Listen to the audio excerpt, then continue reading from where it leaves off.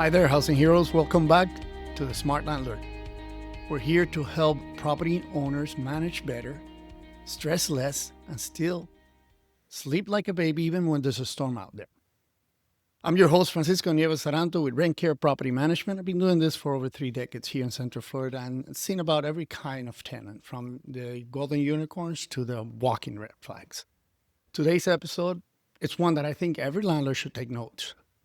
We're talking about how to spot a bad tenant before they move in and start turning your peaceful little rental into a full-blown reality show. Look, letting the wrong person move into your property is like letting your cousin borrow your car. It sounds fine until it comes back with a dent, a weird smell, no gas. But tenants just pay late. They drain your energy, eat up your time. They cost you money in repairs, and worst of all, they stress you out. This is all preventable. Most of the red flags show up even before the lease is signed, if you know where to look. Here are the biggest warning signs I've seen, and I've seen a lot, let me tell you. Let's break it down. Number 1, person that is rushing to move in. Someone says, I need the property tomorrow. Pause. That's usually a sign that they are running from something or somebody. It could be an eviction. It could be a skip rent. Either way, dig deeper. There's something to find out here. Number 2, too much charm and not enough paperwork. They come, they bring you cookies to the showings. They are sweet talkers. But they don't have any evidence of what they make or where they come from and all that criteria. If they try to distract you with charms but dodge every hard question, run away. 3, inconsistent or incomplete application.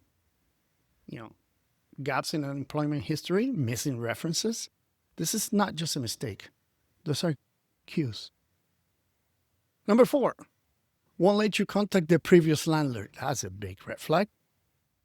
If they say, oh, I rented from a friend, or my landlord doesn't take calls, it's a red flag, amigo. You need a rental history, and not only one, but previous landlords as well.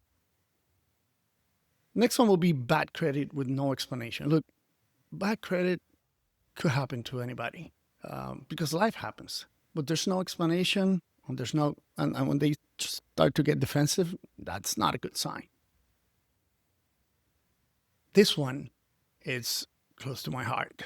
The overly aggressive negotiators. If they start arguing about the lease, even before signing it, if they start asking for deviations to your terms and conditions, that want to pay partial deposit, they'll ask to waive pet fees, they want to fix their stuff themselves and not call you. They're already showing you who will be in charge. They will be bad tenants. Number 7, they bash the landlord. If the first 5 minutes of the conversation is about how terrible their past landlord was or how terrible the property was, the previous property was, guess what? Who's next? You. You will be next. There's not such thing as a perfect tenant, because we're humans. Everybody has flaws. But there's absolutely tenants who should never get past your front door. Good screening is about having a process, having clarity, having consistency, and having the courage to ask the right question. These people are going to be living in your property. These people are the ones that you're going to be having a relationship for a long time. From these people, you're going to take cash flow. You are going to earn. So let me tell you about a story about a tenant that we just denied last week. He comes to the property and he's praising, he's telling us how beautiful the home is and how happy he was to be working with us, that he was excited about moving to his new home. And we were excited too, because, the landlord needs to rent the property as soon as possible. So we start the application process, and the first thing that he puts in the application is he his job is he works on his own. He's doing deliveries and he's get paid by cash. So he says, I don't have any